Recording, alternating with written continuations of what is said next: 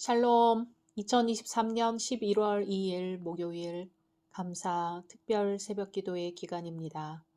기도하겠습니다. 주님, 오늘도 주의 말씀으로 하루를 시작합니다. 사랑하는 주님, 인생이 얼마나 더덥고 허무한지요. 얼마 전까지만 해도 함께하던 사람이 저 멀리 가버리기도 하고 모든 것이 충만할 것 같았는데 모든 것을 잃어버리기도 합니다. 주님, 우리가 의지할 분은 주님밖에 없습니다. 우리 평생의 변함없는 사랑으로 늘 함께 해주소서. 예수님의 이름으로 기도드립니다. 아멘. 오늘의 말씀은 욥기 8장입니다. 수아 사람 빌닷이 대답하여 이르되 내가 어느 때까지 이런 말을 하겠으며 어느 때까지 내 입의 말이 거센 바람과 같겠는가. 하나님이 어찌 정의를 굽게 하시겠으며 전능하신 이가 어찌 공의를 굽게 하시겠는가. 내 자녀들이 주께 죄를 지었으므로 주께서 그들을 그 죄에 버려두셨나니 내가 만일 하나님을 찾으며 전능하신 이에게 간구하고 또 청결하고 정직하면 반드시 너를 돌보시고 내 의로운 처소를 평안하게 하실 것이라. 내 시작은 미약하였으나 내 나중은 심히 창대하리라. 청하건대 너는 옛 시대 사람에게 물으며 조상들이 터득한 일을 배울지어다. 우리는 어제부터 있었을 뿐이라. 우리는 아는 것이 없으며 세상에 있는 날이 그림자와 같으니라. 그들이 내게 가르쳐 이르지 아니하겠느냐. 그 마음에서 나오는 말을 하지 아니하겠느냐. 왕골이 진펄 아닌 데서 크게 자라겠으며 갈대가 물 없는 데서 크게 자라겠느냐. 이런 것은 새순이도다 아직 뜯을 때가 되기 전에 다른 풀보다 일찍이 마르느니라. 하나님을 잊어버리는 자의 길은 다 이와 같고 저속한 자의 희망은 무너지리니 그가 믿는 것이 끊어지고 그가 의지하는 것이 거미줄 같은즉 그 집을 의지할지라도 집이 서지 못하고 굳게 붙잡아 주어도 집이 보존되지 못하리라.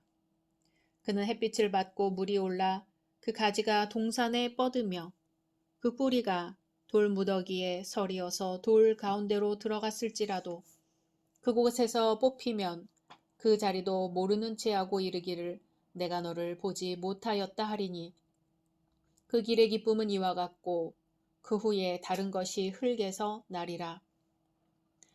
하나님은 순전한 사람을 버리지 아니하시고 악한 자를 붙들어 주지 아니하시므로 웃음을 내 입에 즐거운 소리를 내 입술에 채우시리니 너를 미워하는 자는 부끄러움을 당할 것이라. 악인의 장막은 없어지리라. 아멘. 선한 일에 협력하면 선한 결과가 나타나지만 악한 일에 합심하면 악한 결과가 나타납니다. 고난 중인 욥을 찾아온 친구들이 처음에는 선한 일에 합심해서 욥을 위로했습니다. 그러다가 욥의 친구 중 한 사람인 엘리바스가 욥을 비난합니다. 엘리바스의 비난에 서러운 욥이 탄식합니다. 이에 욥의 친구 중 한 사람인 빌닷이 욥이 탄식하며 말한 것을 책망합니다. 빌닷은 욥이 한탄하는 말을 듣고 퍽 언짢았던 모양입니다. 빌닷은 욥의 말에 대해 내가 어느 때까지 이런 말을 하겠느냐고 분노합니다.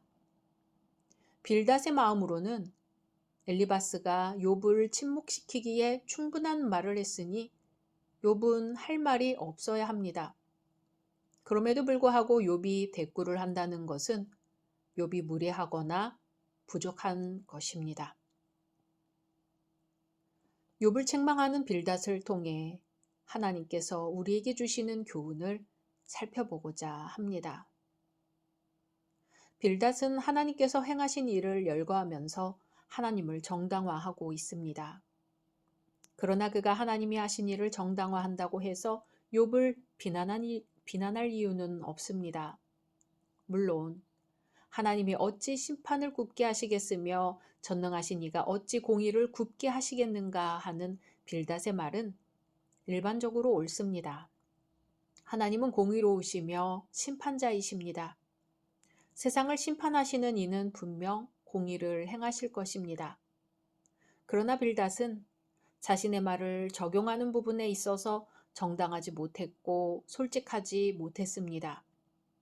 특별한 고통은 죄에 따르는 심판이 아니며 때로 그것은 특별한 은혜를 주시기 위해 성도를 시험하는 것으로 볼 수도 있습니다.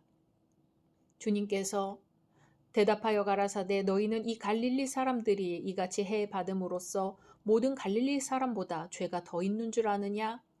너희에게 이르노니 아니라. 너희도 만일 회개치 아니하면 다 이와 같이 망하리라. 또 실로암에서 망대가 무너져 치어 죽은 18사람이 예루살렘에 거한 다른 모든 사람보다 죄가 더 있는 줄 아느냐 하셨던 것처럼 빌닷도 주님의 마음을 가져야 했습니다. 빌닷은 욥의 고난을 인과응보로만 보았습니다. 욥이 뭔가 잘못했으니 그런 고난을 받는다는 것이었지요. 이전에 욥을 공격했던 엘리바스와 별로 다를 바가 없는 논리입니다. 빌닷은 욥의 자녀들이 죽은 것을 그들의 죄로 여겼습니다. 그래서 내 자녀들이 죽게 득죄하였으므로 주께서 그들을 그 죄에 붙이셨나니 라고 했습니다. 한날 한시에 10명의 자녀를 잃은 욥에게 이렇게 말하는 것은 잔인한 일입니다. 모든 일에는 예외가 있지요. 선한 사람도 연단을 위해 매우 극심할 뿐 아니라 매우 오랫동안 고난받을 수 있기 때문입니다. 그리고 그것이 생명을 위한 것이라면 그것은 영혼의 관점에서 보아야 할 것입니다. 베드로는 사랑하는 자들아, 죽게는 하루가 천년 같고 천년이 하루 같은 이 한 가지를 잊지 말라고 했습니다. 사실 엘리바스나 빌닷도 욥을 아끼는 마음에서 그런 충고를 했을 것입니다. 욥을 격려하고 권면하여 지나간 모든 것을 잊고 새 출발하도록 하기 위한 것이었죠. 빌닷의 생각으로는 만일 욥이 올바른 태도를 취한다면 아직도 희망이 있을 수 있다고 여겼기 때문입니다. 빌닷은 욥에게 하나님을 원망하지 말고 믿음으로 전능하신 이에게 빌라고 충고하였습니다. 그리고 그의 마음속에 신실함이 있는지, 그의 집에 의로움이 있는지 살펴보라고 충고하였습니다. 그리하면 다시 좋은 날들을 볼 수 있으리라고 욥에게 밝은 전망을 들려주고 있는 것입니다. 그러니 회개하고 기도하라고 합니다. 그리하여 지금은 내가 미약하여 고난 가운데 있을지라도 하나님이 너를 창대케 해주실 것이라고 합니다. 한 번은 미국에 사는 교포 어린이가 사고로 목숨을 잃은 일이 있었습니다. 아이를 잃은 어머니는 가슴이 미어져 말도 잘 잇지 못하는 상태에서 내가 죽였다라고 말했는데 그 모습을 현장에 왔던 경찰들이 보고 어머니를 살인죄로 기소한 일이 있었습니다. 정말 그 어머니가 아이를 죽여서가 아니라 자신이 좀 더 신경 쓰지 못했던 것을 자학하는 의미에서 한 말이었는데 한국 문화를 이해하지 못한 미국 경찰은 자백으로 받아들인 것입니다. 우리나라 사람들로서는 아주 간단히 이해될 만한 일이고 그 아픔을 오히려 위로해 줄 만한 상황인데 미국의 합리성은 그것을 인정하지 못했나 봅니다. 합리적이라는 것이 대개는 좋은 결과를 낳지만 몰인정한 측면도 있습니다. 우리나라에는 문제 발생의 책임을 혼자 다 뒤집어 쓰려는 의식이 있습니다. 정말 다 잘못해서가 아니라 나 하나 힘들면 나머지 모두가 편해진다는 생각인 것입니다.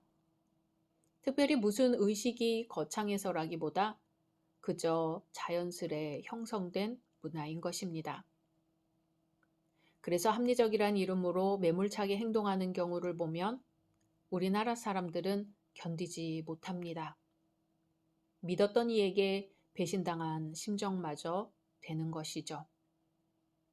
인정이 넘친다는 것의 한계도 분명히 있지만 합리적이라는 것이 가장 옳은 것만도 아닙니다.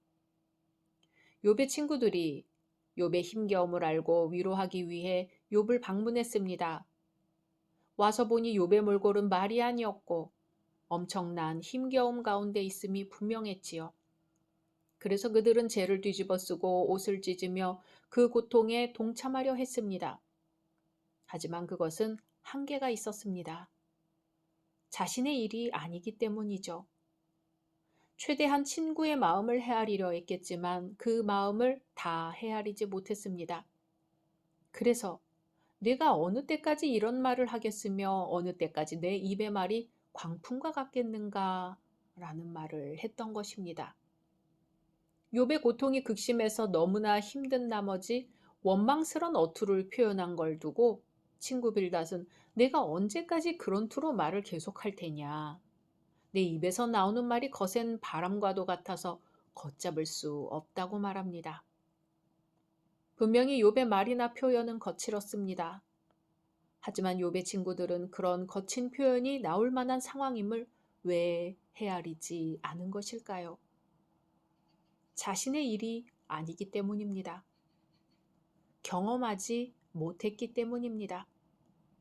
나름대로 욥의 고통에 동참하려고 했지만 욥의 고통 전부를 알 수는 없었기에 그렇게 말한 것입니다. 남의 속마음을 헤아린다는 것은 결코 쉬운 일이 아니죠. 아니, 불가능할지도 모릅니다. 하지만 나름대로 최선을 다해서 헤아리려 하는 것이 중요합니다. 최선을 다한다면 그렇게 상처가 될 말을 하지는 않습니다. 우리에게는 다른 사람의 마음을 헤아리기 위해 노력하는 마음이 얼마나 있을까요? 미리 선입견을 갖고 판단하여 실수를 연발하고 있는 것은 아닐까요? 십자가 위에서 우리를 묵묵히 바라보시는 예수님을 생각한다면 우리도 고통 중에 있는 누군가를 묵묵히 바라보며 옆에 있어줄 수 있을 것입니다. 각자 말씀 묵상하신 후 주기도문으로 마치겠습니다.